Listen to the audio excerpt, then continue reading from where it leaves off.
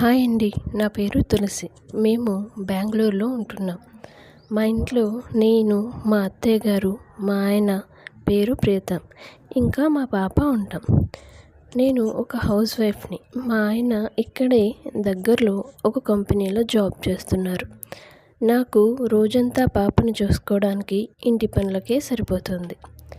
Files, books, బట్టలు అన్నీ చిందరవందరగా ఉన్నాయి. కబోర్డ్ ఇవాళ క్లీన్ చేసి నీట్గా సర్దమని చెప్పేసి వెళ్ళాడు మా ఆయన. చెప్పాక తప్పుతుందా? పాపని పడుకోబెట్టి కబోర్డ్ క్లీన్ చేయడం మొదలుపెట్టాను.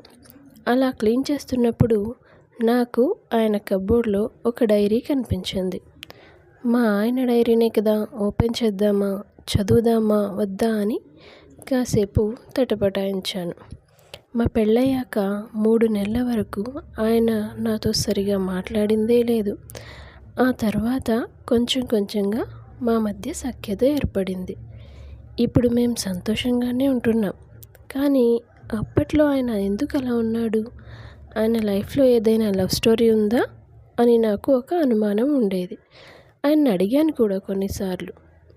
కానీ అలాంటిదేమీ లేదని మాట దాటేసేవారు. ఇప్పుడు ఈ డైరీలో నాకు అలాంటిది ఏమైనా దొరుకుతుందేమో చూద్దామని నాలో క్యూరియాసిటీ పెరిగిపోయింది. సర్లే చదువుదామని మొదలుపెట్టాను. ఇప్పటి నుంచి ఆయన రాసుకున్నది నా వాయిస్లో వినిపిస్తాను. ఓకే. కొన్నేళ్ల క్రితం చదువుతున్నది ప్రీతం అనుకోండి. ఇంటర్మీడియట్ అయిపోయింది. ముంబైలో ఇంజనీరింగ్ కోసం సీట్ వచ్చింది.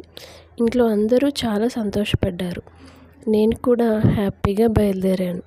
కాలేజ్లో జాయిన్ అయిన తర్వాత ఒక పక్క చదువుతో, ఇంకో పక్క స్నేహితులతో సరదాగా గడిచిపోయేది. కొత్త ప్లేస్ కదా, ఎలాంటి సమస్యలు ఎదుర్కోకూడదని ఎప్పుడు అమ్మాయిల గురించి పట్టించుకునేవాడిని కాదు. కాస్త దూరంగానే ఉండేవాడిని. అలా 3 సంవత్సరాలు గడిచిపోయాయి.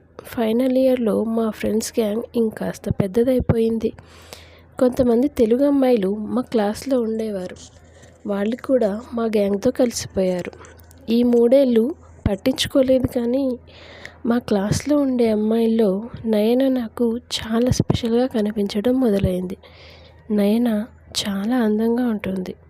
పొడవాటి జడతో, పెద్ద పెద్ద కళ్ళతో, స్వచ్ఛమైన నవ్వుతో చాలా క్యూట్గా ఉంటుంది.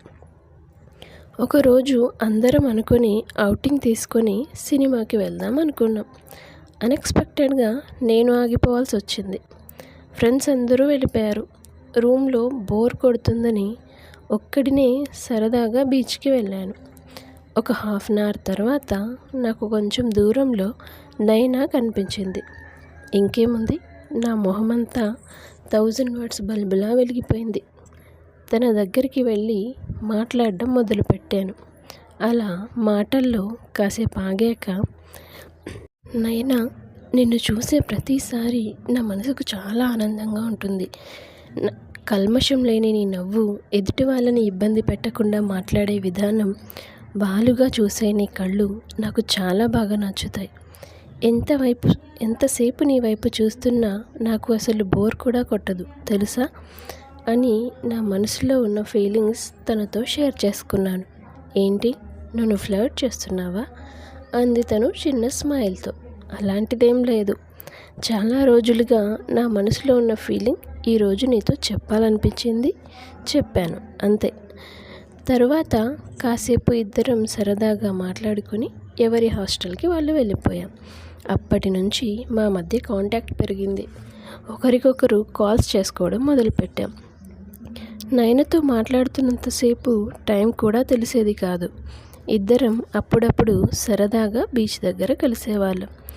మా పరిచయం స్నేహం దాటి ముందుకు వెళుతుందని మాకిద్దరికీ అర్థమవుతుంది. కానీ బయటపడడానికి ఏదో కొంచెం భయం. రోజురోజుకి తన మీద ఇష్టం చాలా పెరిగిపోతుంది. ఏదైనా పరిస్థితుల కారణంగా తను నో చెప్తే తట్టుకోలేను. ఇంకో 1 మంత్లో కాలేజ్ కూడా అయిపోతుంది. నాలో భయం పెరిగిపోతుంది. తనంటే నాకు ఇష్టమని తనకు తెలుసని నా నమ్మకం. అయినా సరే నేను తనకు అర్థమయ్యేట్టుగా చెప్పాలి కదా. తనని మిస్ అయిపోతే నా లైఫ్ మిస్ అయిపోయినట్టే. మా పరిచయాన్ని ముందుకు నడిపిన ఆ బీచ్ దగ్గరే కలుద్దామని ఒకరోజు తనని కాల్ చేసి రమ్మన్నాను. ఆ రోజు తను క్యాజువల్ డ్రెస్లో రాలేదు. బ్లూ అండ్ వైట్ కలర్ లంగా ఓణిలో హెయిర్ లూజ్ చేసుకొని వచ్చింది. తనని అలా చూడగానే నా మనసు గాల్లో తేలిపోయినట్టు అయ్యింది. తనకి ప్రపోజ్ చేద్దామనుకొని వెళ్తే గొంతులో మాటే బయటికి రాని పరిస్థితి అయిపోయింది నాది. ఎదురుగా వచ్చి నిలబడగానే అలా గుండె పట్టుకొని కింద కూర్చున్నాను అంతే. తను ఏమైంది అంటూ నా ముందు కూర్చొని నా చెయ్యి పట్టుకుని ఉంది.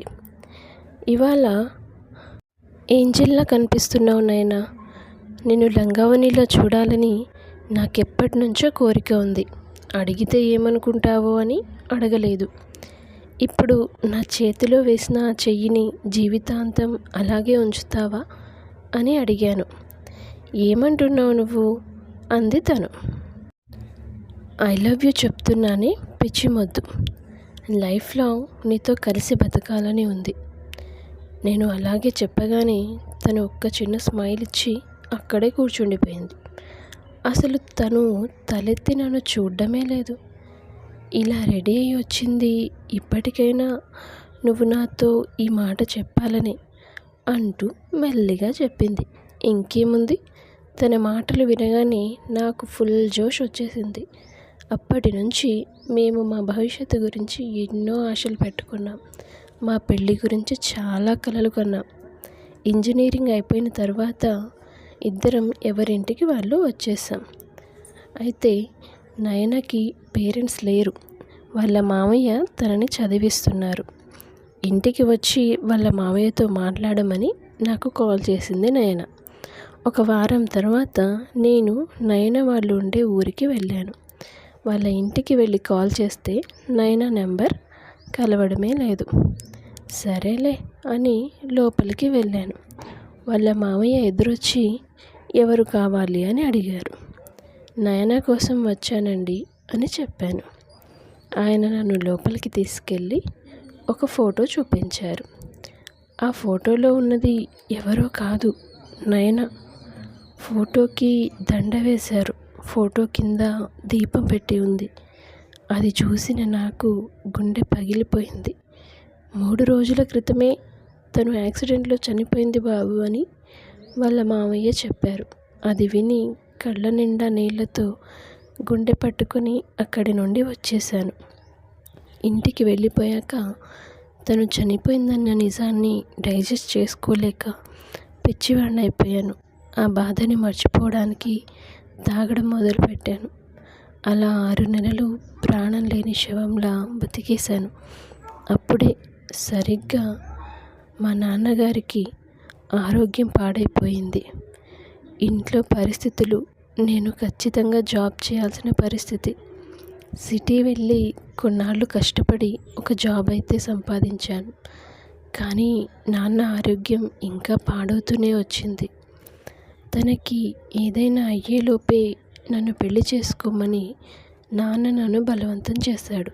ఆ పరిస్థితిలో తప్పక నాన్న మాటకి ఒప్పుకున్నాను. తులసితో నా పెళ్లి జరిగింది. మొదట్లో నాకు అసలు తనతో మాట్లాడాలని ఉండేదే కాదు. కానీ నెలల కొద్దీ నేను దూరంగా ఉన్నా సరే తను చాలా ఓపికతో, సహనంతో నా మీద ప్రేమ చూపిస్తూనే వచ్చింది. తులసి చాలా మంచిది. తను ఇంటిని చక్కగా అద్దంలా ఉంచుతుంది. తనని విసుక్కునే నాపై కూడా చాలా ప్రేమను చూపించింది. తన మంచితనానికి కొన్నాళ్లకు నా మనసు కరిగిపోయింది. తనతో కొత్త జీవితం ప్రారంభించాలని నిర్ణయించుకున్నాను. అంతే, అక్కడితో నేను డైరీ మూసేశాను. ఆయన కథ చదివాక నా కళ్ళలో నీళ్ళు ఆగలేదు. అంతగా మనసుకు దగ్గరైన అమ్మాయి చావు ఆయన మనసుని ఎంత గాయపరిచిందో ఊహించుకుంటేనే చాలా బాధేస్తుంది. మాకు పుట్టిన పాపకి ఎలాగో ఇంకా పేరు పెట్టలేదు.